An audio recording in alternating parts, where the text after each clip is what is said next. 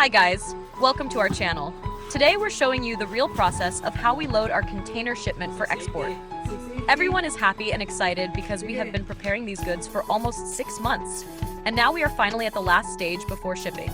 The work starts in our warehouse, where all the boxes are already packed, sealed, and labeled. First, the team loads the boxes into a small truck. Since the container is not near our warehouse, we have to transport the shipment in batches. The trip to the port takes around 3 hours. It is a long drive. When we arrive at the port, the container is already waiting. The team unloads the boxes from the truck and carefully arranges them inside the container.